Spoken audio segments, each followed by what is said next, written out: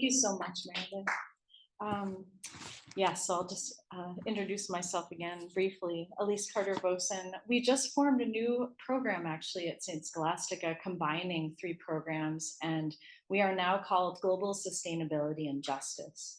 So so we're excited about that, and it's really, designed to tap into the way that all of those issues are intertwined with each other. And obviously this presentation is about environmental justice and racial justice, cultural memory, and passing on knowledge and gifts to the next generation and building relationships in the community. And we at St. Scholastica are really excited to be a partner in that. I myself am an advisory board member for Health Equity Northland, which is an organization that launched in 2021. And I am joined here by my esteemed and beloved members of the Giving Garden team and Health Equity Northland staff, Ms. Rumbidzai Masawi and Ms. Carla Hamilton, who are sitting behind you right now and are sharing bountiful produce with you here in the space. And then our amazing interns, whom Ms. Rumby refers to as the gang. And so you'll be hearing from them today too. So I'm managing a few different technological things at the same time here. So thanks for your patience.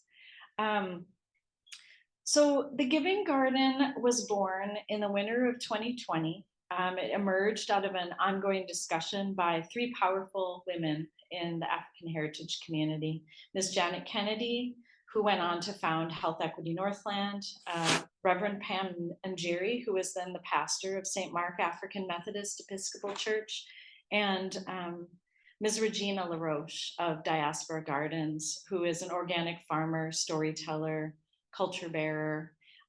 These 3 women envisioned an intergenerational model where both food growing and African heritage cultural knowledge could be shared, and where community partnerships could be nourished. And so we began meeting on Zoom and eventually in the garden. And during that time in 2020, as we all strongly remember, on top of the already 11-year disparity in life expectancies that exists in Hillside neighborhood in comparison to other neighborhoods in Duluth, 12-year life expectancy in disparity in West Duluth. So facing the unequal pressures of the pandemic, including food insecurity, and then the isolation, just really recognizing a detrimental impact on physical and mental health. And so the urgency of that really kind of spurred it into action. And Ms. Janet had many powerful memories of growing food as a child. Her mother, Miss Annie Kennedy, really instilled in her a deep commitment to justice in the community. She was a lifelong member of the community and has served it in many capacities, including as a city councilor. St. Mark had a number of elders who had really beautiful memories of growing food in the Hillside neighborhood and had many powerful stories to share. And so we were offered a plot by the Duluth Community Garden Program, and they offered us Bertha's garden, Bertha's Kids Garden. And there's a story associated with that I actually don't have myself, but some of the elders knew Bertha, and there is a relationship there. The garden is built into the side of a hill. It was covered in burdock when we came to it. It had there were several plots that are used in an ongoing fashion by Damiano, and those were lovingly maintained, but the rest of the garden had kind of fallen into weeds. And so there was a lot of work to do to kind of dig it out. And that took kind of the whole first spring. And we have some really dramatic kind of before and after photos. I don't have the before today, but so from the beginning, we had, actually, I'm just gonna share with you. So here I've just, on the screen, you'll see the people, and Meredith shared with you our mission statement. So we have Ms. Janet Kennedy, as I mentioned, as the director, and Ms. Jillian Hogan, who is her daughter, that has been doing just an amazing job helping us kind of coordinate many different moving parts as well. And they work together as a wonderful team. Um, the staff that I have mentioned here is not our whole staff, but these are the main people that work for Health Equity Northland that are in the garden.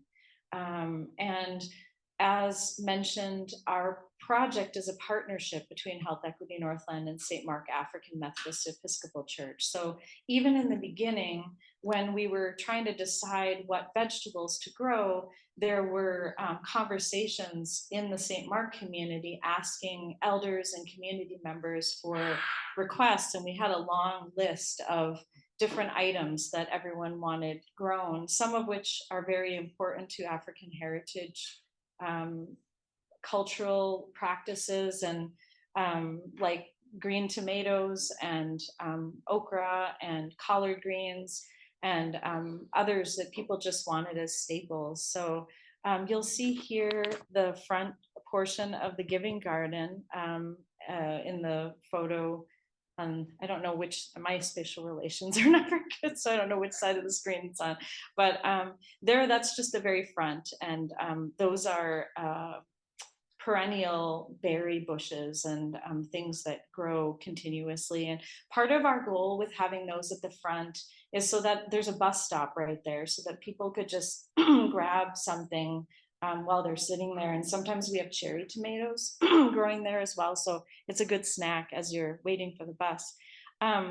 There's a photo of a group of St. Scholastica students down toward the bottom of the page. And from the beginning, actually, maybe it's other students. There's a group of students. we have many wonderful students from from St. Scholastica, from UMD, and we partner with Lake Superior College as well. And from the beginning, we've really had learning experiences for elementary, high school, and college students, which will be talked about after a little while. You'll see our wonderful team of interns up at the top, along with Mr. Stefan, and I think that's Miss Christina, making some plans in the garden. And then there's an example of intercropping with collard greens, and what else do we have intermixed? Is that potato? Tomatoes, yeah. So those are and Secure, someone will be speaking probably about that. Other members of the team at the bottom, including Miss Carla. So our community partners have really been very important. We have, as it says here, over 30 partners in the community. A number of them are faith communities like UUCD. Peace Church was really instrumental in helping us get started, helping provide some funding and structural support. Gloria Day has really been an important partner, Temple Israel, and we're just very grateful. There are other congregations that the Presbyterian Church, it's been very beautiful to have that experience. We also have a summer program for children called Hiking in Harmony, which was started 3 years ago as a partnership with the Kako Foundation that Miss Regina is involved with, which is focused on music and culture in the African diaspora, and then Mentor North, which is a really powerful organization in Duluth, and we'll be hearing more about that. In our first couple of years, we hosted only 1 or 2 interns, and then now we're up to 5, which is really exciting, and they're just amazing resources and contributors to our whole project, and we could not make things work without it. They help mentor the high school students and act as role models. They especially spent a lot of time this summer teaching children and acting as ambassadors in the community, explaining things to people as they visited, and it's just been a beautiful gift. You'll see mention of the produce. We've grown exponentially, not in size. We still have the same size. It really has a lot to do with Miss Roomby, because she's kind of a wizard at making plants grow wherever you never thought they could possibly grow. There are buckets and plants like wedged in every little corner of the garden, and we've just been so blessed with that bountiful kind of harvest.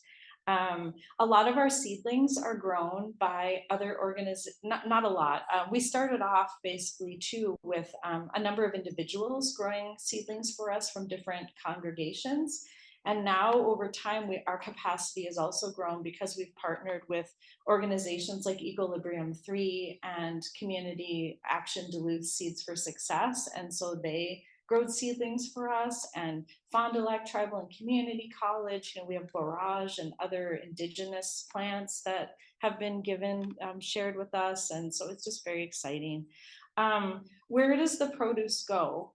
So that's kind of the last thing I just wanted to mention, which is it's first given and shared with St. Mark African Methodist Episcopal Church members. Every Sunday during harvest season, produce is brought and shared with members of the community there. And then there are deliveries that go out after that. Miss Carla tirelessly drives around. Other members, Miss Rumby and some of the interns have helped, I think, with some of that, some of our youth leaders. And it's an opportunity to check on the elders, see how they're doing, have a conversation, have them have a chance to talk to the young people, and it's really a beautiful thing. There are also a number of produce giveaways throughout the community that we do in partnership with different food shelves and Damiano and lots of organizations in town, Elder Housing and Harbor Highlands. So there's a lot of exciting opportunities to share.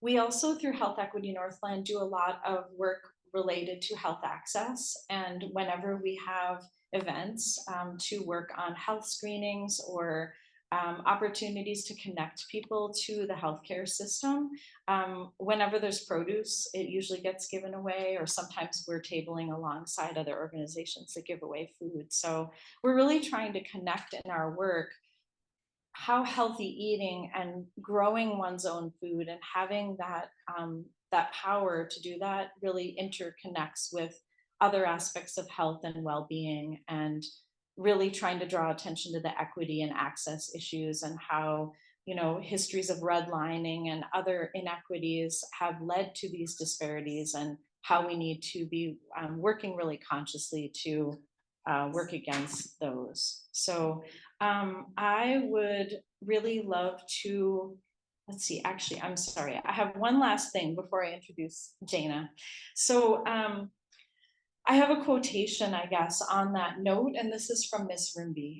She asked me to speak today. I tried to convince her to be here, but the next best thing is to quote her. So this is a quote from a video that you'll see a little clip of in a little bit that our other intern who could not be here today, Sterling, recorded.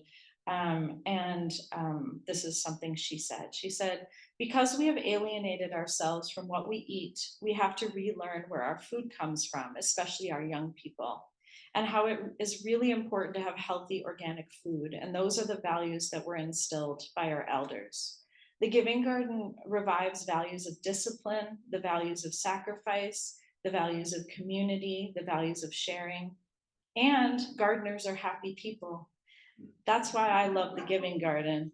And working on the land has a healing effect. As we heal the soil, we are healing ourselves as well." So that's Miss Rumby.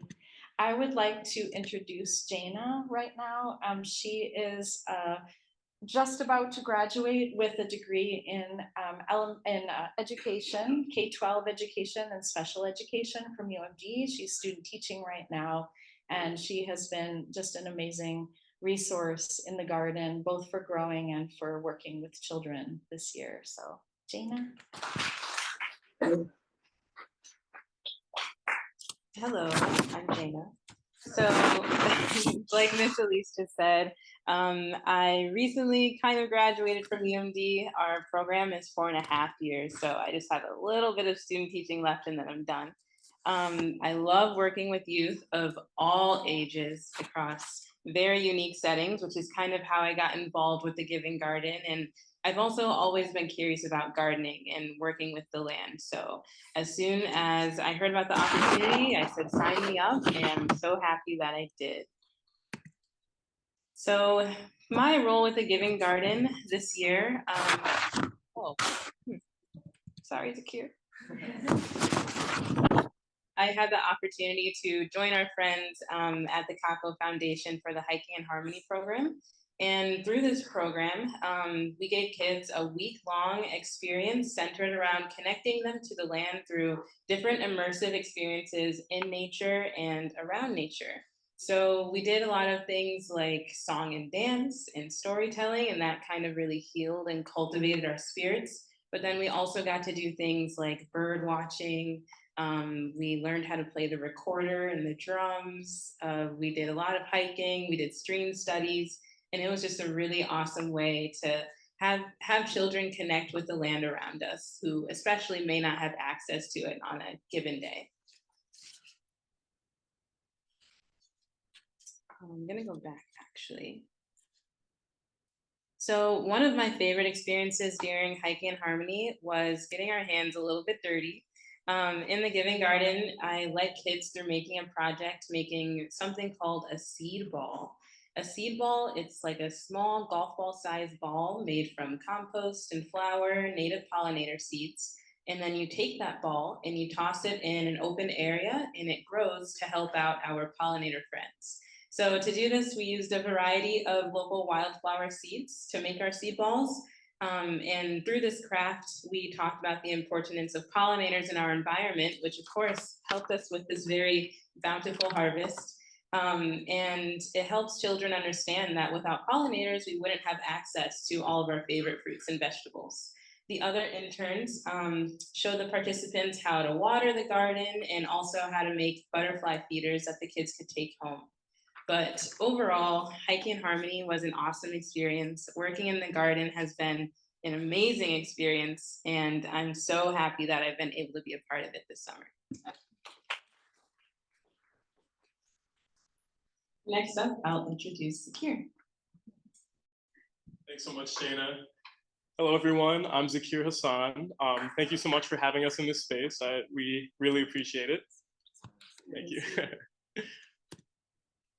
As I mentioned, I'm Zakir. I'm an intern at St. Mark's Giving Garden. This is my first year here. I'm also a senior at UMD studying environment, sustainability, and geography with a minor in environmental science. I live in the Central Hillside, right near the garden, and it's just an absolute blessing to be able to give back to the community that's welcomed me with open arms. I moved to Duluth 2 years ago, and it's just been an absolute joy to live in the Central Hillside. It's my favorite neighborhood in the whole city. It's just beautiful. The garden really adds to it, and it's so much fun.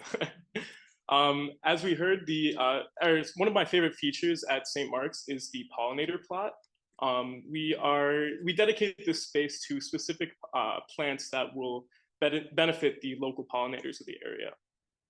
In addition to benefiting the overall health of the space, it's really pretty. It's really easy on the eyes.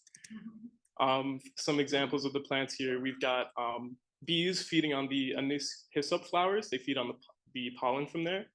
On the bottom here, we have monarch caterpillars munching on milkweed leaves. That's how they feed and grow in the early seasons.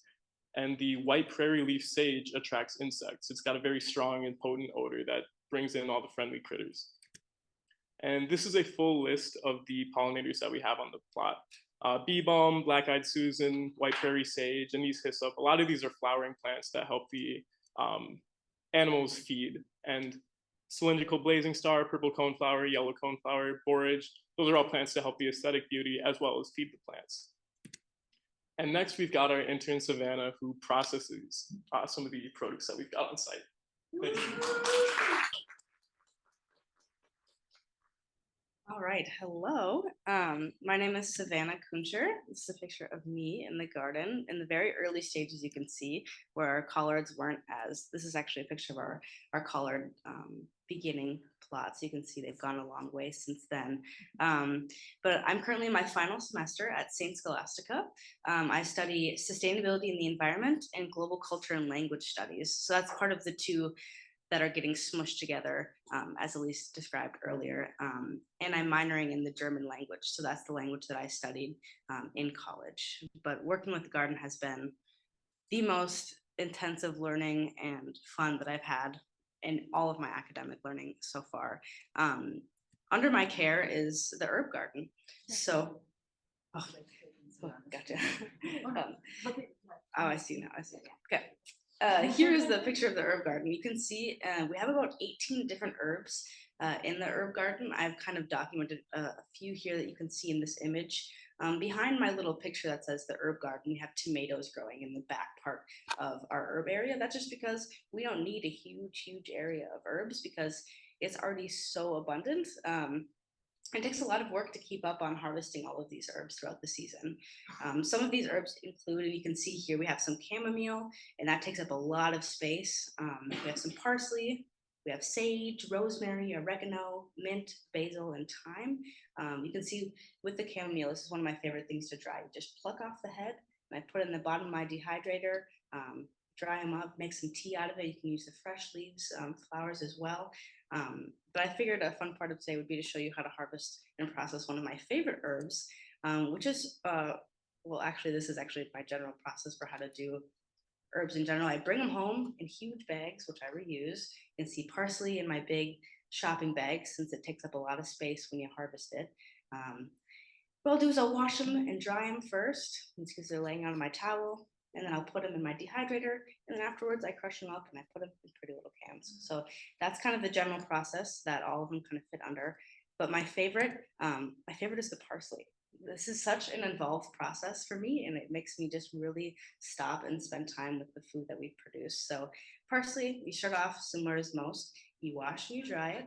And then what I do is I take a little kitchen shears and I sit, I can be watching TV, I can be chatting with my friends, and I cut off all the individual leaves. So you see the stems that are left over, that's quite a bit of stems left over. But I still fill that whole huge bowl full of the leaves from that. From there, they're already washed and dried because I did it when they were full of on the stem still. It's easier to wash them and dry them that way. Put them in the dehydrator, and once they're dried, you can see they take up the same mass as the non-dried ones. Then with my hands, being very careful because they can be sharp sometimes, the dried herbs, I crush them up with my hands and it takes up like no space at all. I'm like, what happened to all this parsley I had? But then yeah, I'll be able to put them in little jars and then we're able to give them out to people and it lasts longer than fresh parsley would. But we have a lot of herbs to do that with, and not just parsley, but a bunch of them. So that's been my favorite part of the garden this year. I was able to FaceTime my mom as soon as I like successfully did this process. I was like, I know you got a lot of parsley. You should do this. And she did. And it's so fun to share knowledge that I've learned at the garden with people close to me and also with the community that the garden is a part of. So that's my favorite thing about the garden. And now we're going to be talking about Sterling. He's not here, so Lisa's going to give a little spiel about him for us.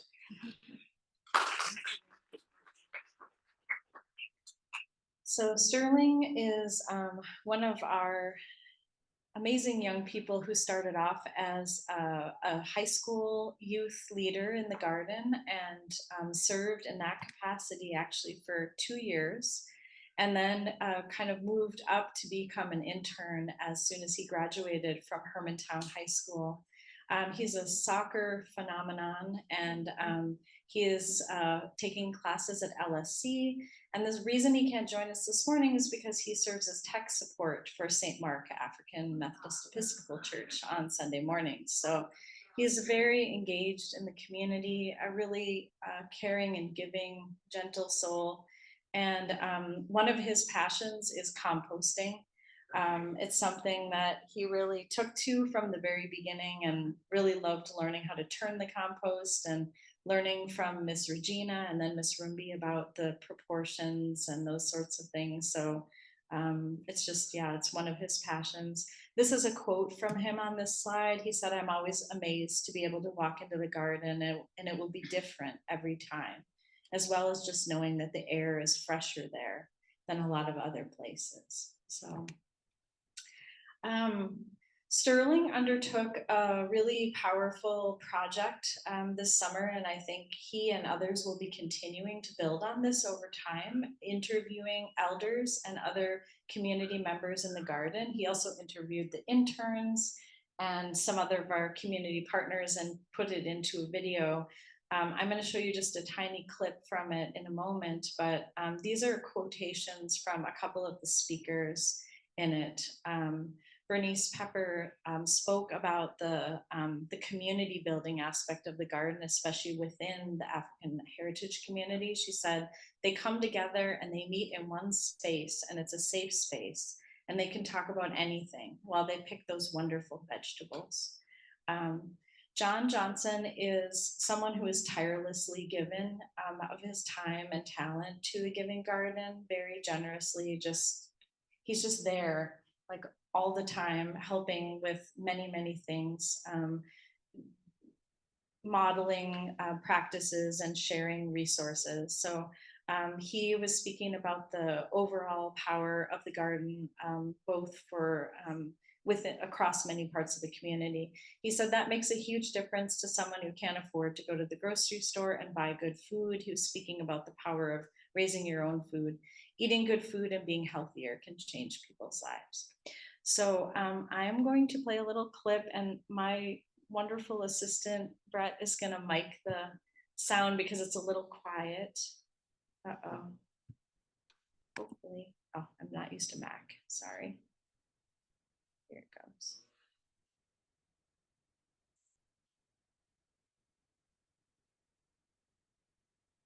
Thanks for your patience while it loads. What is your favorite plant in the Giving Garden? My favorite, collard greens, because they are so resilient. They are the first crop that we put on the ground when we were actually coming from spring. So they're doing very well. And I like them because they last for the whole season. And where I come from, they last for the whole year. You peak, they keep giving. As a child, we ate collard greens once or twice a week.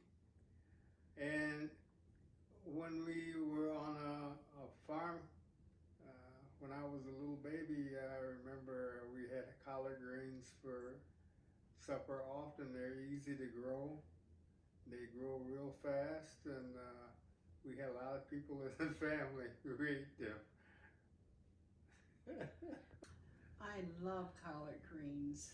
I cooked it all the time.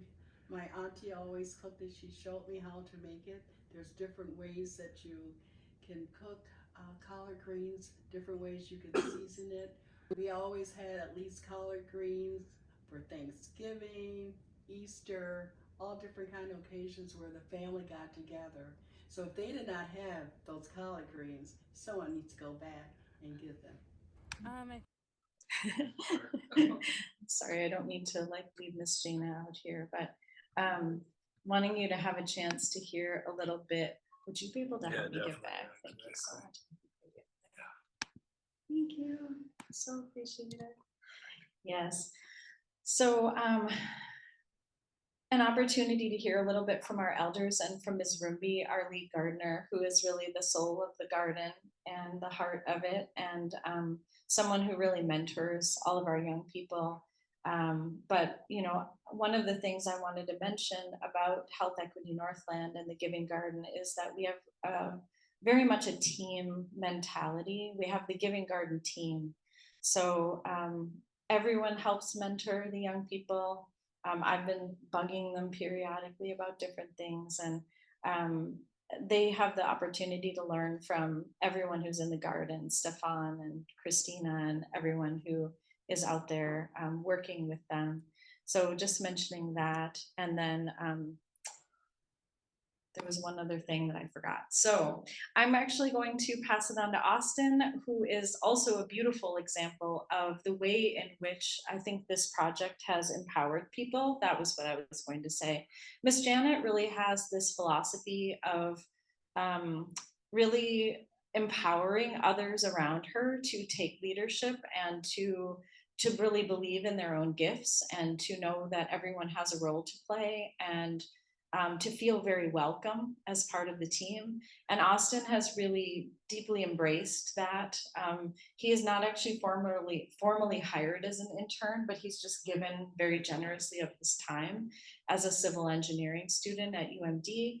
And just to quickly mention that our water catchment system was built, designed and built by Engineers Without Borders students from UMD, and Austin is a member of that group and also a mentee of another one of our garden team members, Dr. Abigail Clark-Sather. So Austin, please come up, and he's going to share with us some information about our phase 2 expansion, which is our next part of our dreaming. So. Thank you. So yeah, my name is Austin Conrad, and I'm a second-year civil engineering student at UMD, just down the road. And it's really been an absolute pleasure to be a part of the Giving Garden team. These people, as I'm sure you're starting to realize, they're pretty special. And the work they're doing is really incredible. They're making a massive impact on the community. And for just some civil engineering student to come in and be a part of their project and their mission is really special. And it's really been an honor. But I'm really not all that important. All of these people, they're the people who are getting their hands dirty. They're the ones weeding, the harvesting, and they're really interacting with the community. My job is simply to take their ideas and their dreams and put them on paper into a design, because we have some big things coming down the pipe here in the next couple of years with our phase 2 project. So as you saw, in our first year, we only produced 800 pounds of food. Then the next year we produced almost 3,000 pounds of food. And what are we on track now? A lot more than that, a lot more than 3,000 pounds. And that's just in 800 square feet of growing space. So super tiny. And what we're hoping to do is we're hoping to expand into the Hillside Sport Court, into an 11,000 square foot plot. And so you can really imagine what we're going to be able to do in this space. It's really, really incredible. And so you can kind of see in the bottom left-hand corner, that's where the current Giving Garden is. And so this Hillside Sport Court just sits just north of the current Giving Garden. And currently this space is fallen into disrepair. It's not really maintained by the Parks and Rec Service. And so it's not really benefiting the community. It's kind of become a liability. The grass is overgrown. The playground to the north side there is reaching the end of its life cycle. And the sport court there needs redoing, and there's a building that's been condemned. So this space really is not benefiting the community. And so last year, the Giving Garden was looking at this space, and we're like, how can we make this benefit the community again? Because it was such a pride point back when it was being maintained. And so over the course of the last year, the Giving Garden has had me design a conceptual design of renewing this park space and creating a community garden here that we put into a project proposal and sent into the Parks and Rec Department. And we're really excited to say that the City Council approved our project 3 weeks ago. So yeah, super duper exciting. And so this is the plan that they approved. You've seen they're going to make a lot of improvements. So they're going to be expanding the sport court to the north. They're improving street parking as well, because right now there's very little safe parking access. They're redoing the playground and moving it to a more centralized location. They're adding a pavilion and a picnic area, increasing the accessibility. And then they're allocating this 11,000 square foot section to the Giving Garden that we can design and manage however we wish. And in this space, we're going to be able to do a ton. And one of the biggest additions is going to be hopefully putting a deep winter greenhouse on this space, which is going to be able to allow us to produce all year round into the winter, which is the most important time to get your veggies and get all your vitamins, because that's a time when it can be really easy to fall back on bad habits and to have bad eating habits. So if we can continue to promote healthy well-being with this greenhouse, that's going to be a really special thing. But then this space is also really flat. Our current Giving Garden sits on a pretty steep hill, and our pathways are mulch, and so it's not really friendly for people with special needs. And so what we're going to do is we're going to design this space so that it's completely accessible. We're going to have raised garden beds. We're going to have walkways that are accessible to everybody, ADA compliant. And then so that way everybody can come enjoy the garden no matter their needs. Then we're also going to be implementing permaculture techniques to make sure that we're maximizing this space. We're going to increase our gathering space, so that's going to bolster our community programs. So our Yes Youth programming and our what are some other examples? Barbecues. Our barbecues, yeah. camping, So this is going to be a great space to have for this community programming. And as I mentioned at the start, we're going to be increasing our growing space by over a factor of 10. So you can just imagine how much more good that the Giving Garden is going to be able to do with this space. So we have reached that time where before anything else, we have an announcement about next week first, but let's give a huge round of applause again to St. Mark's.